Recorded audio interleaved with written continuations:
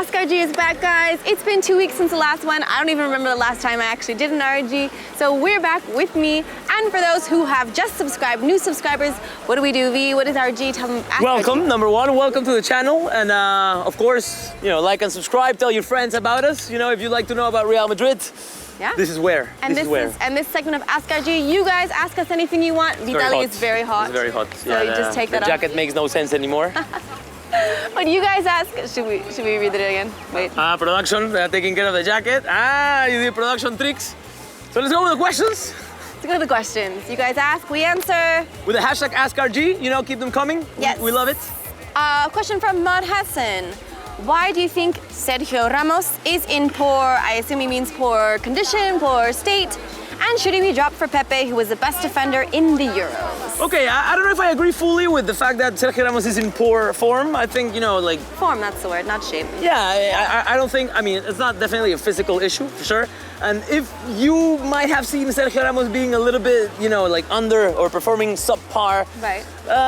I don't know. I don't really agree with that. I think, he's been okay. Maybe not, we haven't seen his best 4 games in the last 4 games, but, it's rarely that happens. And if we should drop him for Pepe, I don't think it should be a matter of that. Right. What do you think? I think Sergio Ramos, players will have their ups and downs. Like you said, I don't think this is the best that we've seen of Sergio Ramos, but also it could have something to do with that he's a type of player, when we play with him and Pepe in the back, that both of them like to get up, sometimes can be found out of position. So I don't necessarily know, like you said, it has nothing to do with his physical shape. Maybe it has something to do with, his ideas about where he needs to be defensively. Would I drop him for Pepe? Ideally, no. Sergio Ramos is still one of my favorite center backs of all time. And I think we can count on him for goals, we can count on him for intensity. Sometimes he goes a little bit crazy, but I love that about him. Yeah, I like the fact that now, instead of thinking, we should drop one for the other, we can count on both. Exactly, count on both, and also Varane in the rotation. So now finally we have very reliable center backs. So let's not think about, a battle between them. No. Okay, moving on. Martinez Diugas. Who will be missed more by their teams, Busquets or Casemiro? That's a good question. I think, if I had to answer now, if they both left today, right? I think maybe Busquets, because of how much longer he's been a part of the Barcelona system, and how important he's for the team and for the, let's say, style of play of Barcelona. So I would say Busquets. Which doesn't mean that I don't think that Casemiro is very important for us now, and that we would miss him, especially knowing that he's kind of the only player that doesn't have a natural double. Right, I agree. But like you said, if we're talking about today, if one of them were to leave, I think Busquets would be harder to replace for Barcelona than Casemiro. Not talking about the FIFA ban, but like you said, he's got a longer time on the first team, and just that they've sort of formed their team around him, and we notice his absence when Busquets isn't playing with Barca. At least I do. Yeah.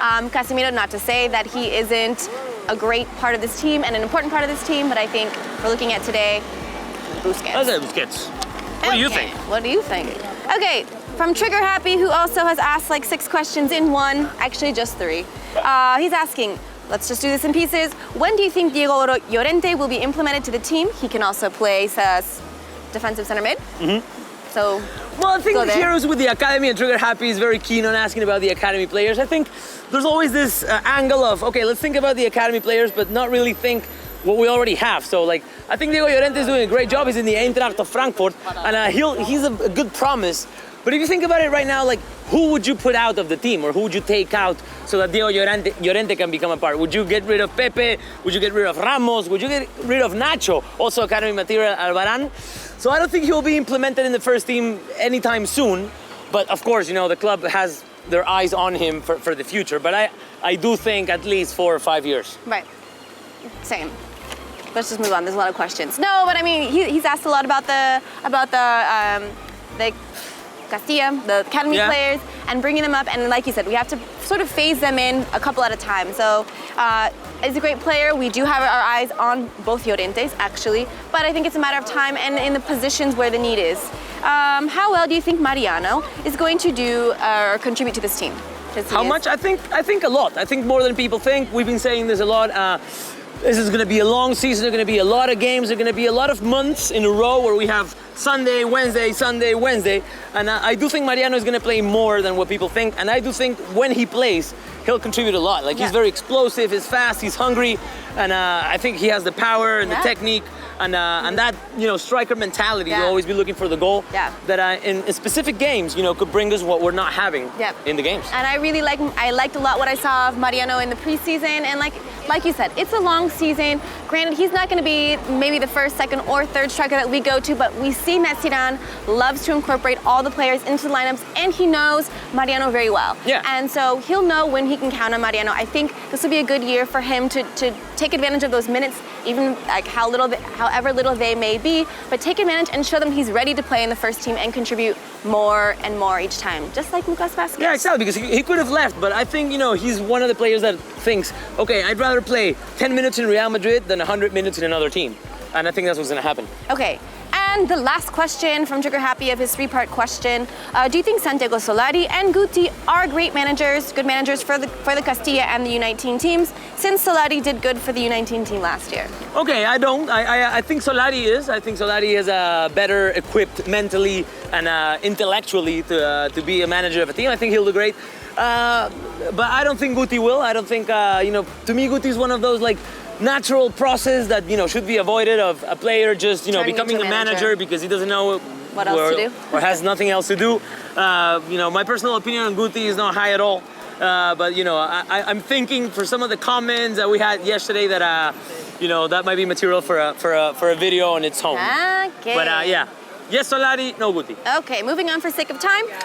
Question from Michael Caetano. Who will keep more clean sheets? We can talk about goalkeepers. Who's going to keep more clean sheets in La Liga? Ter Stegen, Navas, or Oblak? I'm going to say Oblak right out because I think Atleti's part or style is more definitely linked to a defensive system and defensive efficiency. And I mean, that's what happened last year. So I think, I'll say Oblak. I actually agree with you there, Oblak. As much as I love Keylor Navas, sometimes we've seen that our defense can be a little bit lackadaisical. Sometimes they're sleeping, we get silly goals put on us, and that aren't necessarily a reflection of Keylor Navas as a goalkeeper. But we know that Atleti is a defensive team, and they are probably one of the teams that get the least goals scored on them. So just in that sense, thanks to his team, not just, Oblak is a great goalkeeper as well. Which doesn't mean I think they'll lose fewer games or whatever. They'll just have less goals scored against. Yes. Because they'll probably have less goals scored for. Yeah. Moving on from Zomi, talking back about young players from the academy. Do you think? I think this is the first time we answer a question from Zomi, so welcome. Thank you. Do you think if Borja Mayoral has a great loan in the Bundesliga, scores 20 or plus goals, he can start for Real? And then another part is, do you think Jesus Vallejo can replace Pepe or Ramos in the future? Okay, again now with the academy players, and I see a lot of you kind of being very eager about, bringing the academy players, but again, we tend to forget that, we already have a team, and of course, bringing up academy players to the first team is important, but the first important thing is to win. So we have to see if this academy players can actually bring something more than the not academy players that we already have. Fair. And I would say that Borja Mayoral, if he did, I don't think he will. Sometimes we underestimate La Bundesliga or thinking that, because he's a Real Madrid player, he will be a starter anywhere, like what we thought with Jesse in PSG. And this is not the case. I see it very difficult that Borja Mayoral, with 19 years old, scores more than 20 goals in La Bundesliga. If that happens, that would be great, but I don't see Borja being the number 9 striker for Real Madrid anytime soon again. Maybe 4 or 5 years, but not anytime soon. But I think 1 year in the Bundesliga might not be enough time for Borja Mayoral to hone on his craft and be that striker that we want, that starting striker that we want at Real Madrid. But I think we saw last season, we saw some sparks of greatness. Yeah. And I think, 2-3 years in the Bundesliga, especially the way that they play, being physical, that could probably really help him as a number 9. Yeah. Coming back to Madrid, yes. And Jesus Vallejo, the same thing. I don't think back. Pepe and Ramos, again, center backs, if they were strikers, maybe I would think they have less years in front of them, but Pepe Ramos, they've got still time. I think we're going to have at least 2 or 3 more years from Pepe Ramos, and then Varane and Nacho stepping up, so I don't see Vallejo replacing Pepe Ramos again anytime soon. And just being as Jesus Vallejo is very young, I think he's 19 years old, it takes a lot of maturity for a center back, or center backs need to be mature in the way that they play, not necessarily, well, I guess mentally too. And so that being as that he's so young, he's got Varane, who has experience on the first team for Real Madrid since he was 18. You've got Nacho, who's already here as well. I see it a little bit tricky for Jesus Vallejo. Maybe in 10 years. Actually, 10 years would be 29. That might be too long. Okay, moving on. Did you see Mr. Bean in the back right there? Yeah, these guys are scary. Okay, from Axel7043, this one goes for Vitaly. If Real Madrid could sign a Peruvian player, who would you like to see wearing the Real Madrid jersey? All right, this I would have liked to see in its time Jefferson Farfán. To me, my favorite Peruvian player probably of all time. He did great in PSV. He was the top scorer for PSV for 3 years in a row. He was great. And there was this time where Sevilla went fishing there, and it was Farfán and Kone, and they decided to sign Kone, which was a mistake.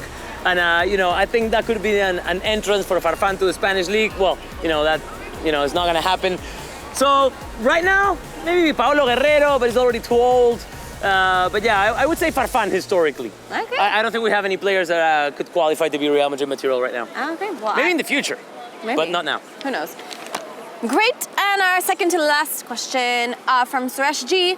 Is the team ready for life during the transfer run, which we sort of already talked about this? And with Ronaldo definitely staying for the next 2 seasons, is it going to end with sour 2 years for Real, considering Ronaldo's diminishing stature in games and James and Isco's unhappiness not starting? Wow, I don't know if I understood the question. Basically, how are we going to fare after the 2 year, or with this transfer ban, considering that Ronaldo is getting older and that Isco and James aren't happy? Well, I think that Isco and James not being happy is starting to be something of the past. Cristiano diminishing, okay, but I think, he's adapting well to the things he can do now, which is mostly scoring goals, which we have enjoyed in the last 2 games he's played. He scored. And I think, we are definitely well equipped. We've talked about this a lot. And I think this is what we thought before or during the summer is, we don't need much. We didn't go crazy. And the squad we have should be enough for, fighting for every title in the next 2 years for sure. So I totally agree with what Vitaly just said. We've talked about this before many times about the transfer ban will be okay. Cristiano's diminishing stature or as a player, he's getting older, but like we said, he's had to change and adapt his game as from being that super powerful, quick striker to being a striker who is in the right places at the right times and can put away goals. Yeah. We've seen that already. And his free kick, I guess they're not over yet. That free kick was unbelievable against Sporting. I was screaming top of my lungs. And for Isco and James, really their happiness depends on how much time they get to play. And that depends on them. Yeah. So, they're not unhappy being here at Real Madrid. They're not happy not being protagonists in the team, but that really depends on how they play. Zidane gives players chances. Yeah. And like we saw James in those last 18 minutes that he played in this last match against Sporting, he took advantage of those 18 minutes, showed us why he deserves to be on the field, and if they're doing that, they'll get more minutes that they deserve, and they'll be happy. And I think if they understand Zidane's idea, which I think is, it's not really about each player having the minutes that he wants, it's about the team winning and being, a solid structure. And if they understand the role inside that, bigger structure, they will be happy. I think so. If they weren't happy, they would have left, man. Yeah, true. Okay, last question from Alex Galacticos. Alex Galacticos. Do you think that Asensio should start important games? I think some of them, yeah. This is interesting to see what are considered to be important games. Is the next game against Espanyol important game? Is the game at home against Villarreal an important game? I think every game is important, and Asensio will start a lot of important games. But basically, it's that, every game is important. Because we talked about it last year, how would you deem a game important and another game not that important? Right. Especially in La Liga. I think every La Liga game has the same importance. And we've seen that at the end of the season, if we don't take every game seriously and give it as much as importance, a game against Barca versus a game against Eibar, for example, we're going to be paying for that at the end of the season because we dropped points to teams that we didn't think were important games. So Asensio, I think, is a great player. Obviously, for me, I think it just depends on the game, how he's been playing in the prior matches, how he's been training. Everything really depends on the moment, how they match up these teams with each other, injuries. So I think Asensio, like you said, will start. I love him. I love his creativity on the ball. He's a great player. He's got great vision.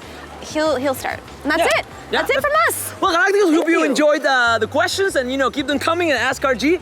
And of course, we'll see you tomorrow.